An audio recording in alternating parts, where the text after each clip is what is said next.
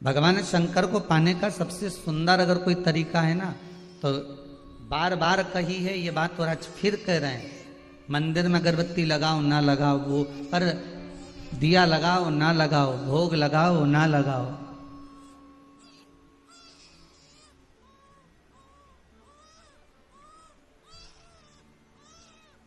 माला चढ़ाओ ना चढ़ाओ, पर शिव पुराण कहती है कि कोई अगर भूखा है और किसी को अगर किसी चीज की जरूरत है तो शिव कथा कह रही है कि सबसे पहला काम वही होना चाहिए, उस परमात्मा को वो प्रदान।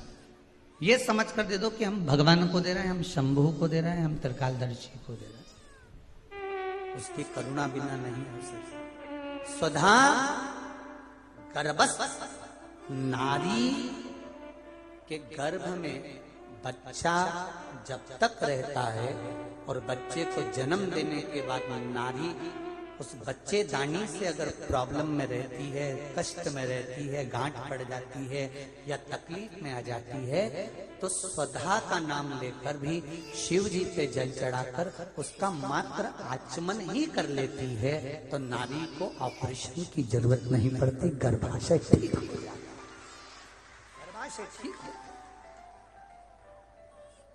स्वधा नाम कोई साधारण सा नाम नहीं है, स्त्रियों के लिए, पुरुषों के लिए।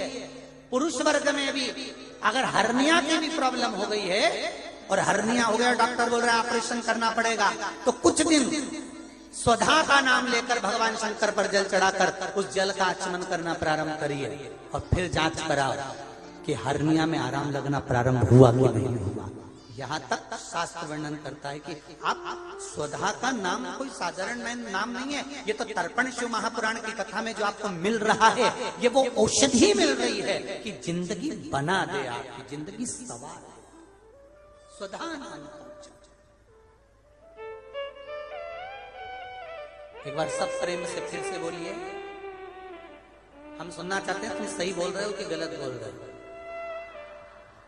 स्वधा आधा सा है, फिर वाह और फिर धा आकी सुधा। ये कोई दक्ष प्रजापति की बेटी स्वधा का विवाह पितरों के साथ कर दिया। पितरों का काम केवल एक है, शरीर का निर्माण करना। भगवान आत्मा देता है, शरीर का निर्माण पितृ करते हैं, स्वधा उसको संभालती है, संभालने। और एक बात और याद रखिए जरा, बहुत स्मरण रहे, जिस नारी का बच्चा जन्म लेता है, 2-3 महीना रहता है और मर जाता है, चाहे गर्भ में धड़कन नहीं आती, श्वास नहीं आती, या उसका शरीर डॉक्टर कह देते हैं कि ये हो सकता है माइंड पर असर हो, विकलांग हो या ऐसा हो, उस समय पर भी स्वधा माता का स्मरण करना चाहिए। दक्ष प्रजापति की बेटी स्वधा, पितरों की धर्म पत्नी स्वधा का स्मरण कर कर अगर जल का आचमन किया जाए, शिवजी पे चढ़ा हुआ पानी आचमन किया जाए, तो गर्भ में जो बच्चा होगा उसकी धड़कन वापिस मेरी स्वधा माता लेकर आ सकती है, ये निश्चित है। स्वधा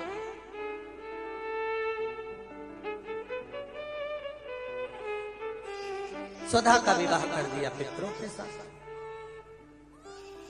स्वधा ने तप कर बहुत तप किया, बहुत।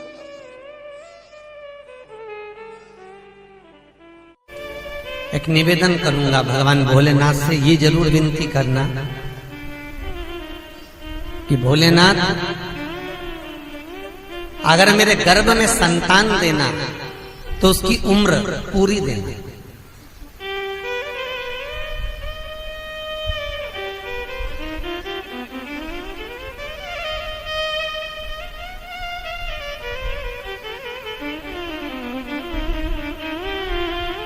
हमारे यहाँ तो यहाँ तक वर्णन किया है शिव महापुराण में, जिस नारी का गर्भ ठेरता हो फिर गिर जाता, फिर कुछ दिन चढ़ते हो फिर गर्भ गिर जाता, या बच्चा आधा बनता हो, बच्चा पूर्ण ना बन पाता हो, तो शिव महापुराण की कथा कहती है कि एड़ी से लेकर चोटी तक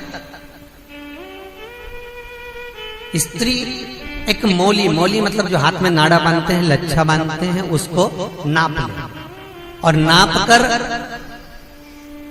जब नारी का गर्भ केवल 1 महीना 2 महीना का ही चढ़े और वो नारियल पर लपेटकर शंकर जी से विनती कर कर शिव जी के शिवलिंग के पास में जिस स्थान पर अशोक सुंदरी की जगह है उस स्थान पर श्रीफल को रख देती है तो उस नारी का गर्भ अधूरा नहीं होता, वो पूर्ण गर्भवती होती है। हमारा उसका संतान स्वस्थ और अच्छा जन्म लेता, नारी का गर्भ पूर्ण होता।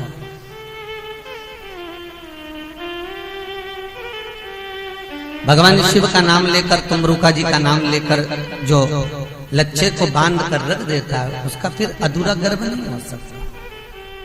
मारने के लिए आतुर हुए शंकर भगवान के सिर से एक पसीने की बूंद पृथ्वी पर गिर गई। गिरते से एक धधकता हुआ अंगारा, लाल धधकता हुआ अंगारा ग्रह एक पुत्र के रूप में जन्म ले लिया। पृथ्वी से हुआ इसलिए मंगल कहला गया। धधकता हुआ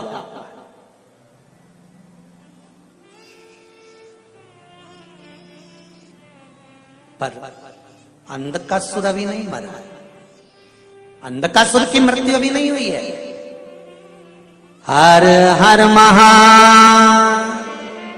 अंधकासुर की मृत्यु अभी नहीं हुई। धधकता हुए अंगारे के रूप में मंगल ग्रह प्रकट हो गए, जन्म ले लिए। पार्वती जी ने पूछा ये कौन है? शिव जी कहते हैं ये मेरे पुत्र के तुल्य है, क्योंकि मेरे शरीर के पसीने से उत्पन्न हुआ है, मेरे मस्तक के पसीने से पृथ्वी पर गिरने के कारण ये उत्पन्न हुआ है। इसका नाम मंगल होगा, ये ग्रह मंडल में रहेगा, देवताओं के रूप में पूजा जाएगा, पर मेरे क्रोध के कारण उत्पन्न हुआ है, इसलिए इसका ग्रह थोड़ा सा क्रूर होगा।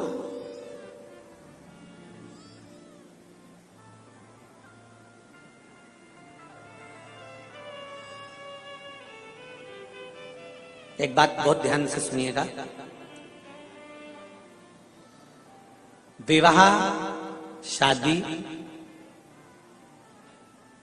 संतान प्राप्ति, विवाह के बाद में विवाद या किसी नए कार्य के लिए आगे बढ़ रहे हैं और उसमें अड़चन आ रही है, तो एक बार किसी ज्योतिषाचार्य के पास जाकर पूछना, वो बता देगा या तो मंगल या शनि कुछ ना कुछ, कोई ना कोई क्रूर ग्रह तकलीफ दे रहा होगा। ज्योतिषाचार्य के पास जाएंगे, वो कहेगा। जितने भी ग्रह हैं, चाहे राहु हो, केतु हो, मंगल हो, शनि हो, बुध हो, भौम हो, सूर्य हो, ये सारे जो ग्रह हैं ये शंकर भगवान के शिवलिंग के पास में विराजमान है, शिवलिंग के पास में विराजमान। कभी मौका मिल जाए, विवाह शादी में देरी हो रही हो, या कोई नया कार्य चालू कर रहे हो उसमें देरी हो रही हो, या कोई सर्विस के लिए, नौकरी के लिए जा रहे हो और वो कार्य नहीं हो रहा हो, तो एक धतूरा, केवल एक धतूरा, उस धतूरे को फोड़कर उसके अंदर का फल निकालकर उस फल को शिवलिंग पर चढ़ाकर 1 लोटा जल शंकर भगवान को समर्पित कर कर। दिन होना चाहिए मंगलवार। कौन सा दिन होना चाहिए? जम के बोलो जरा, मंगलवार। समर्पित करो। उसके बाद में आप विवाह के लिए अगर समर्पित करे हैं तो विवाह में देरी नहीं होगी। व्यवसाय और व्यापार के लिए या नौकरी के लिए समर्पित करे हैं तो उसमें देरी नहीं होगी। एक पत्र में आया है, सुनिए, बड़ा सुंदर संवाद है।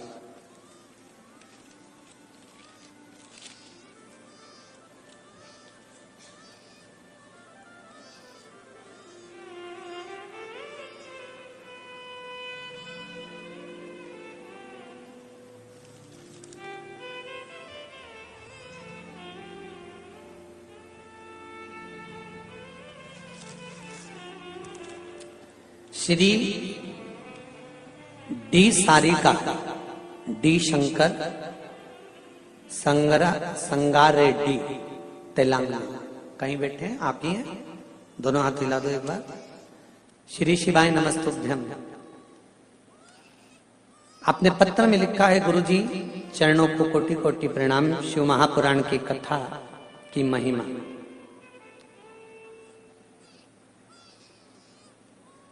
क्या क्या बताऊं। शिव पंचायत कथा से हमने, जो शिव पंचायत कथा हुई थी, आप लोगों ने भी टीवी पर श्रवण करी होगी, उस कथा से हमने सुना था। उस समय पर हमने एक बोर डालते समय का उपाय करने से हमने बोर करवाया और उसमें पानी की मात्रा नहीं थी, तो वो उपाय करा।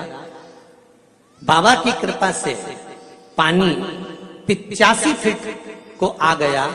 5 बेलपत्र पानी के तांबे के लोटे का डालकर धतूरे वाला प्रयोग का स्मरण किया और शिव की कृपा से वो जल 85 फीट पर अच्छा मीठा जल प्राप्त हो गया। ये शिव की कृपा है। बैठिए रेड्डी जी, बैठिए। हर हर महादेव। श्री डी सारिका डी शंकर संगार रेड्डी तेलंगाना से। ये शिव की उपासना, ये शंकर की करुणा। आप अगर दिल से कर रहे हैं कोई उपाय, आप भगवान शंकर की आराधना अगर दिल से कर रहे हैं, भगवान शिव की आराधना आप हृदय से कर रहे हैं, तो ये निश्चित है कि शिव दिल से सुनेगा जरूर। तेरा ही दिया मैंने खाया पिया है, तेरा शुक्रिया, तेरा शुक्रिया। ओम नमः शिवाय। श्री शिवाय नमस्तुभ्यम। दोस्तों, स्वागत है आप सभी भक्तों का शिव की भक्ति में। तो हम बात करेंगे 29 जनवरी यानी मौनी अमावस के दिन हमें कौन सा उपाय करना है। गुरुजी ने बहुत ही खास उपाय बताए हैं इस दिन के। आप सभी भक्त करके अपना जीवन धन्य बना सकते हैं। अगर चैनल पर पहली बार हो तो चैनल को आप सब्सक्राइब कर सकते हैं, लाइक कर सकते हैं, शेयर कमेंट में हर हर महादेव, ओम नमः शिवाय, श्री शिवाय नमस्तुभ्यम भी लिख सकते हैं। गुरु जी का मानना है श्री शिवाय नमस्तुभ्यम बोलने से या लिखने से हमारे जीवन के सभी कष्ट दुख दर्द दूर होते हैं। और आप सभी भक्त हर हर महादेव, ओम नमः शिवाय, श्री शिवाय नमस्तुभ्यम भी लिख सकते हैं। हर हर महादेव।